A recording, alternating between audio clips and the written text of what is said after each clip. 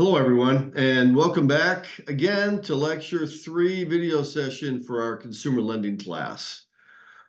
Today, we're going to be investigating the applicant, reviewing the loan decision, and then eventually we're going to be working with some loan numbers. We go over in our class a lot about calculating housing to income, debt to income, loan to value, but I thought it might be a great option for us to review a couple examples together. And if you have any questions regarding anything on the calculations that we go over, please feel free to send me an email. If you think you need some clarification on any item, I'd be happy to help you out. All right, and so let's start investigating our applicant. And one of the things we're looking at is stability. Stability with a lot of items. Firstly, with residents, where they live. Usually you like to see on the application a minimum of 2 years at their current residence. If it's not, then you need to look at other places that they've lived over the past 2 years. And that was true with any type of application that they would fill out. It's just you don't want to see somebody that bounces around state to state, or you like to see somebody that's in your community that is got some stability as far as where they rent or they own. Employment, another item where you'd like to see a lot of stability. We look at the last 2 years, have they had the same type of employment at the same employer? If not, then you need to see all the employers that they've had over the past couple of years. Are they bouncing around quite often? Are they staying in the same line of work or field? And it would be a cause of concern if they are jumping around. What is the reason for the lack of stability? Self-employment. This one is one where you really need to have a 2-year history. It's hard to have somebody apply that's just been self-employed for 6 months because you really have no history, and it would be hard to utilize that income because of the lack of history to his earnings. General rule of thumb is 2 years. So you have 2 years of tax returns to show what the business has been earning. 1 year is fine, but it's best to have 2 years in most cases, particularly with mortgages, so that you do have an average over a couple of years of what they're earning. And if you're in the middle of the year, say past April, it's also good to have a year-to-date profit and loss, particularly for a mortgage or a home equity line. This would give you proof that they're still earning at least what they have the last 2 years, and it's still a profitable business. Credit history. Another item where you look to have a 2-year history only because that's generally what will create a score for them. If they've had limited credit, they may not have a score, may end up with 0 score. Is that a good thing or a bad thing? If it's a secured loan, there are ways around it. Particularly on a mortgage, you might be able to utilize credit from other sources that are on the credit bureau. Can you verify their payments with their landlord, with their insurance, with their utilities? That might offset the fact that they don't have any loans outstanding that give them a credit score. Also on a car loan, that's another secured loan. At our credit union, we do allow borrowers with 0 credit scores to get our car loans.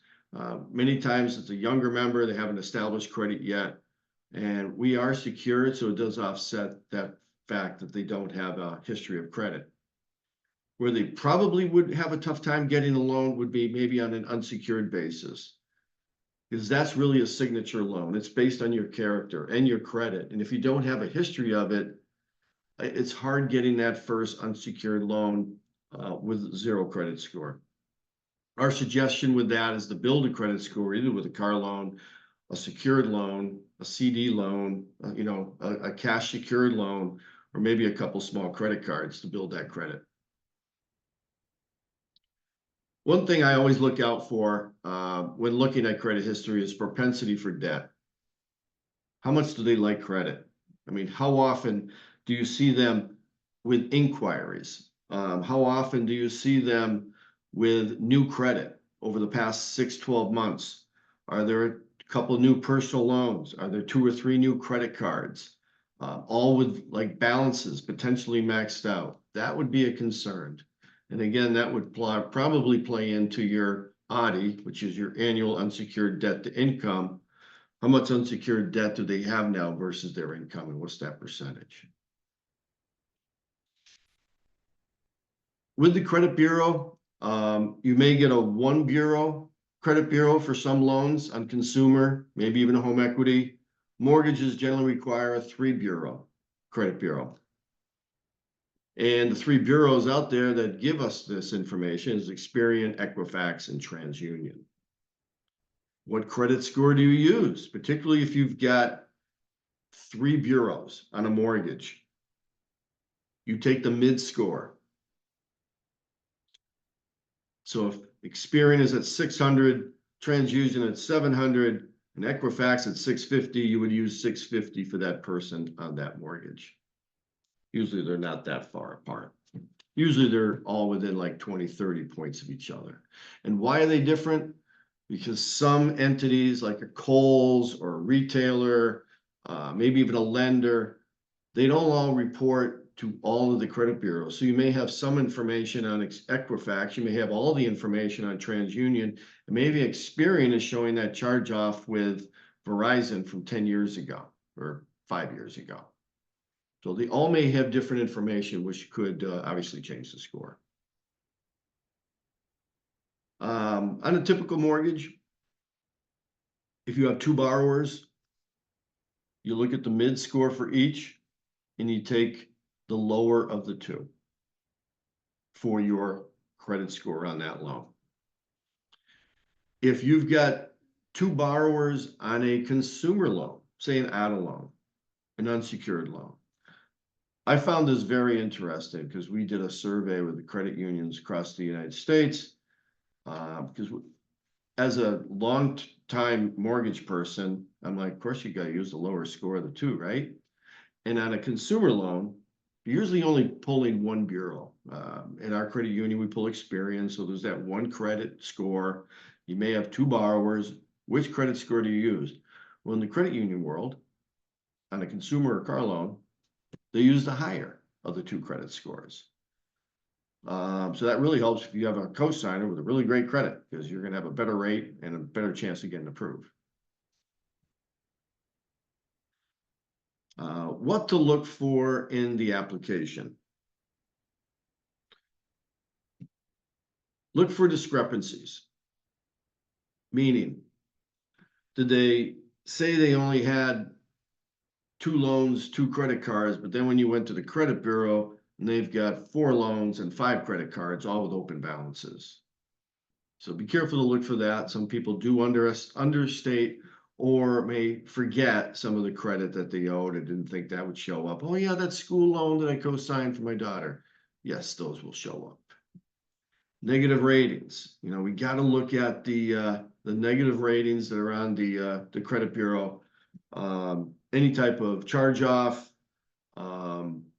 any type of paid collection account, public records that might be on there that they owe, maybe a lien on their house or taxes, what have you.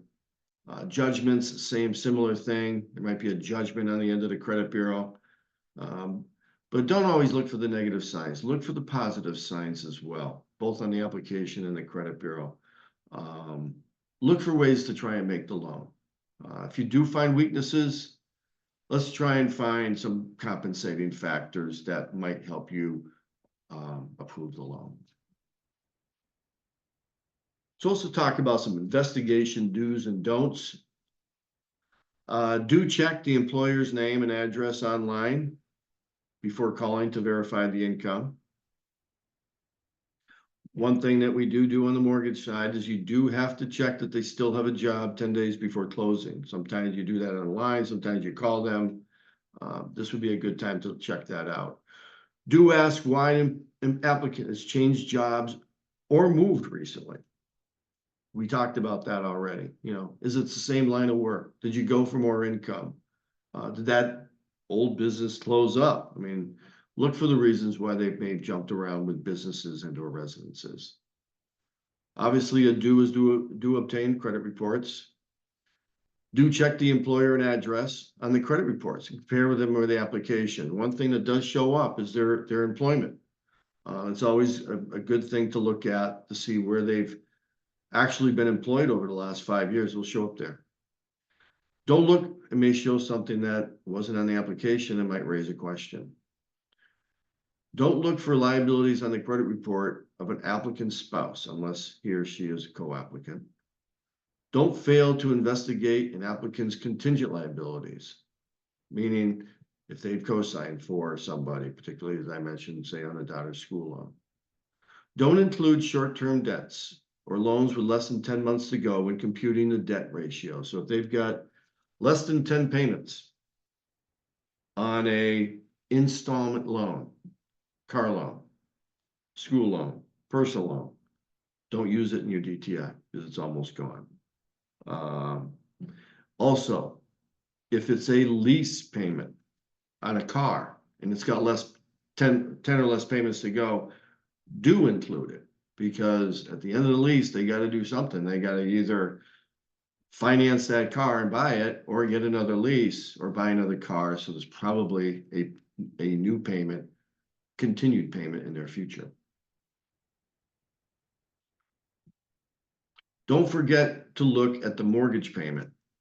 Make sure if it includes escrow for taxes.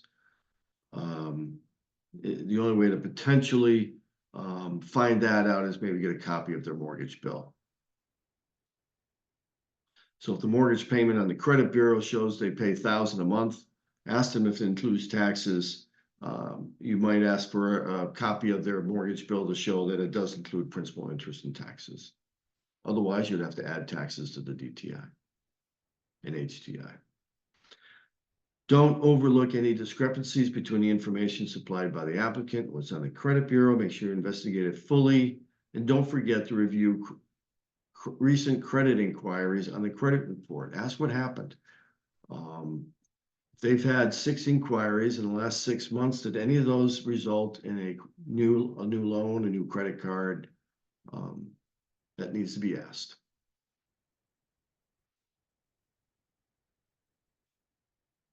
The loan decision. Always say yes, but be ready with the but. I say that because it's always easy to say no. No, you're not approved. No, we can't do it. No, it didn't work out. No, you didn't qualify. One of my past presidents always said it best. He goes, you know, Jeff, you always should say yes, but.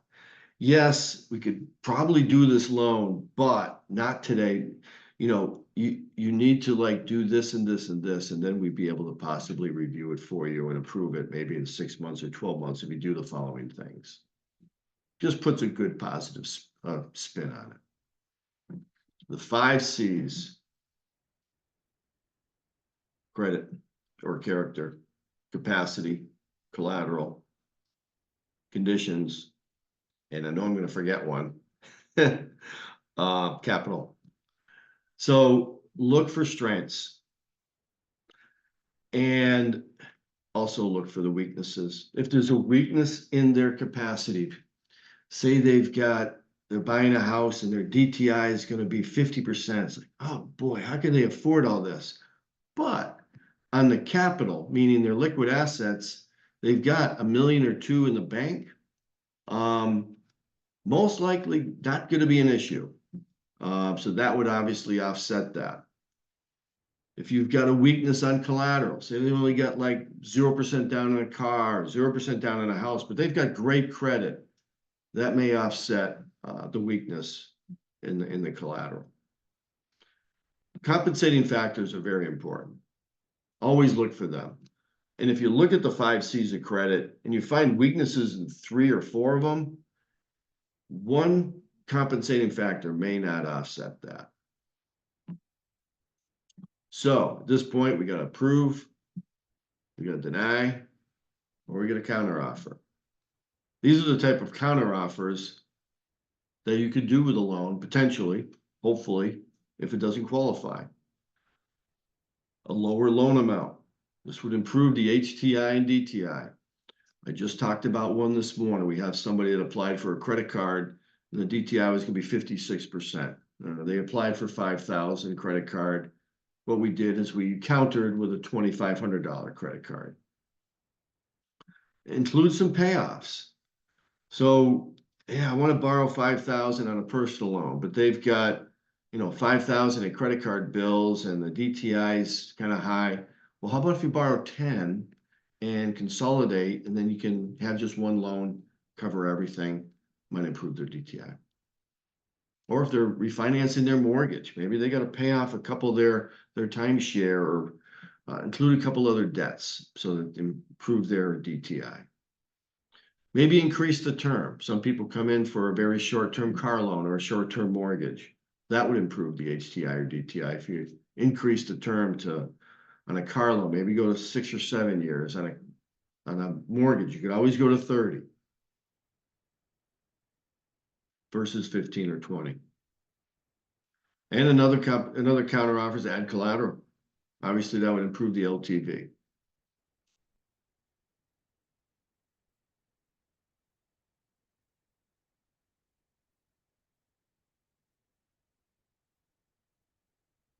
What to say when calling with a counteroffer? Be open, be honest. People appreciate that. They appreciate good advice. Explain why you can't approve it and what they applied for and why it doesn't work. And explain that, hey, if we did it this way, we could do it. And then it's kind of in their court whether they want to do it or not. Don't embarrass the applicant. And again, you can always offer other services, whether they take the counter offer or not. Decision do's and don'ts. Do make a decision within 30 days of the application. That's very important. That's the regulation. Do fully document your reasons for granting a loan request, despite the applicant failing to meet some certain criteria that's in your loan policy. We are required by auditors, by examiners, to track our exceptions. So exception tracking is very important. So you do need to document why you made an exception for that particular loan. Do call an applicant before he or she receives an adverse action notice. I know that's not available all the time, particularly on our consumer loans, our personal loans. We may approve 70 a month. We may deny 120 a month. A lot of them come online. Most of them don't come into the institution. It would take probably an extra person in that staff just to be able to call those people. So those are generally sent out automatically. But if it's a mortgage or a home equity, a big loan, maybe even a car loan, I think a phone call would be in order. Do require collateral in a more marginal application if possible. Do inspect the collateral to verify its existence and condition. Do make sure the value of the collateral is sufficient to cover the loan requirements, the loan value requirements, and don't use collateral to overcome weaknesses in credit capacity. You always hear, we're not equity lenders. I don't want to foreclose on your house. If you show that you have bad credit or you can't afford it, it doesn't matter if it's a 50% loan to value. I'm not here as a collateral lender. Absolutely not.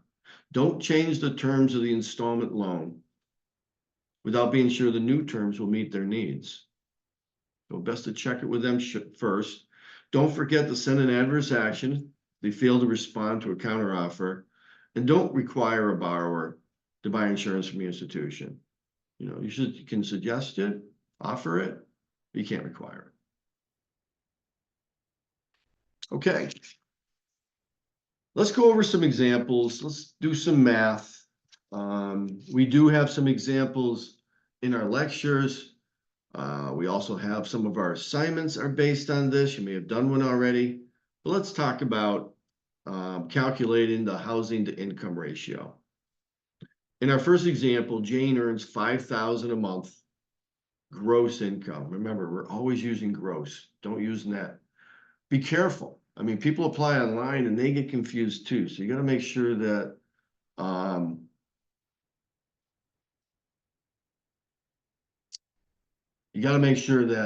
you're using the correct income.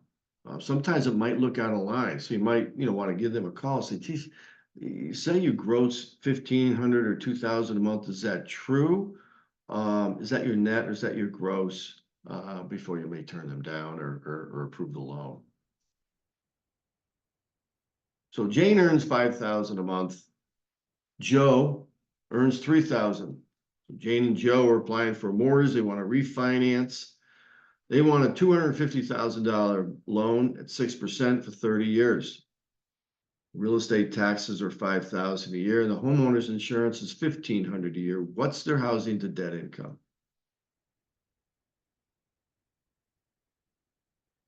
Or housing to income ratio. So our income is $8,000 a month. That's an easy one. Payment on the mortgage is $1,498.88. How did I come up with that? You need a mortgage calculator or a loan calculator. What I suggest is I have an app on my phone and I go right to it when I do my calculations. It's a loan calculator. It works great. And it's always available to me because it's on my phone. So whether I'm with a client, in the car, at home, at my desk, I have that phone. I can go to my calculator. It works great. Okay, now we're going to add the monthly real estate taxes, which is $416.67 a month, and also add the insurance of $125 a month. So total monthly housing payment is $2,040.55 when including the new principal and interest, their taxes, and insurance. You can divide that by their gross monthly income of $8,000, come up with a housing ratio of 25.5%, which is excellent. Usually you want to see the housing ratio max. 33% is good. 38 is probably as high as you want to go, although I've seen some go to 40 or 42. But when you're qualifying somebody, you like to see them in the good range between 30 and 36. I remember when it used to be 28, but and that's probably the perfect place to be. 33% generally for first-time home buyers. But you can make exceptions to go a little bit higher. But the big if there is you got to make sure that the DTI doesn't go higher as well because the housing ratio is so high. The DTI is the one that you really can't go too far beyond what your requirements are. So let's go to debt to income ratio. We've got the same borrowers, Joe and Jane. And they have the following monthly debt.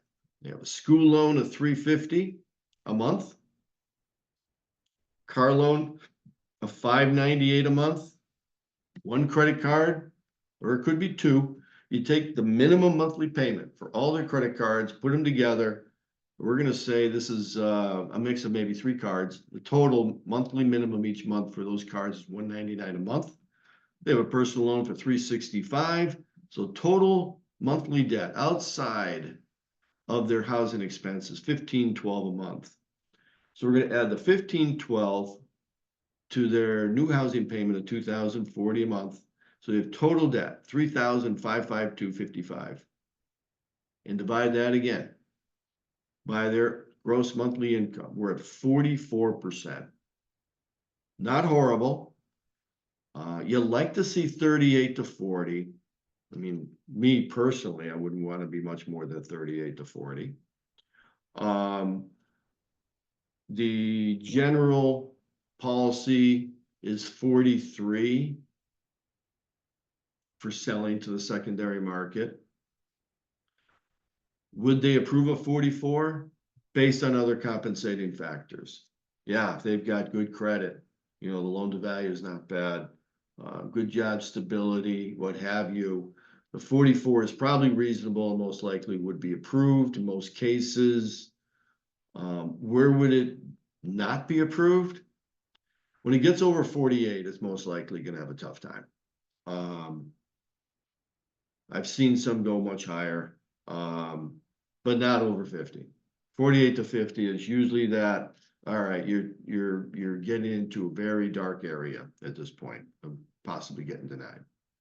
Similar to that credit card I talked about earlier, where the debt to income was 56%, had to get that ratio down.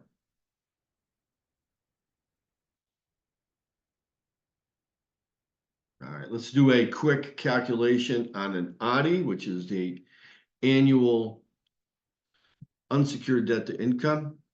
Jasmine's applying for a $15,000 personal loan. She currently has on her credit bureau $8,000 in credit card balances for several cards. Now remember, with annual unsecured debt, we don't count school loans, even though they're unsecured. Her total unsecured debt will be $23,000 if we approve this loan. She earns $99,000 a year. So the 23 divided by the 99, again, gross income a year, not per month, is 23%. That's good. I mean, as I think we'd mentioned in earlier class, we'd like to see that ratio around 33 to 36% area. When it gets to 40, 50%, it's getting pretty high, getting really high. All right, now we're getting into loan to values with properties. Juan is buying a home for $450,000.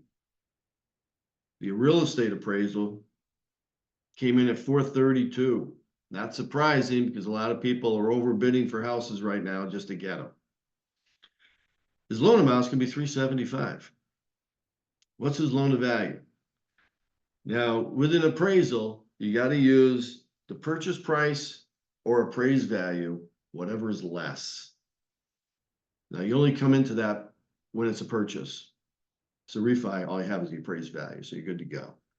But in this case, we're using the appraised value because it's lower. So the loan to value ends up being 86.8%. That may increase the PMI rate that he has to pay because he might have been below 85 before this. But other than that, again, you would send it to your PMI company for approval. And Juan may have a chance to go back to the sellers and ask them for reduction because the appraisal came in low, but based on this market, good luck with that. Most likely has to go with that value, or maybe backs out of the transaction. That's up to Juan. Doesn't happen too often. If we do 100 property or purchases, 100 appraisals, how often does it come in lower? It's less than 5%. It's not that often. I mean, I would have to say it's probably like less than 5 of those 100 loans, and the loan to value came in a little bit, or the appraisal came in a little bit less. Okay, we got 2 more loan to values.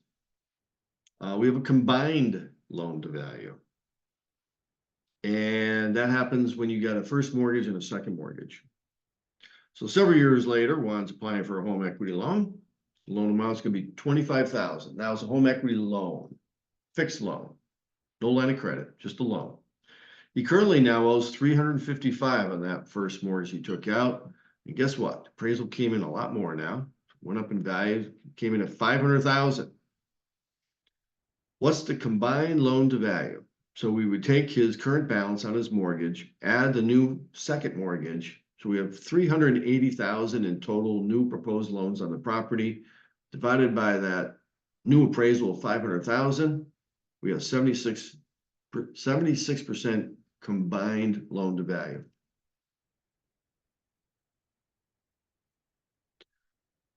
And now we also have the home equity combined loan to value. So here we go. Juan's back at the bank. And he's ready to refinance his first and second into one loan. But at the same time, wants to take out a home equity line for $50,000. So when you calculate the home equity combined loan to value, you don't use the present balance. You always use what the line amount is, what they could borrow. Now the property came appraised at $550.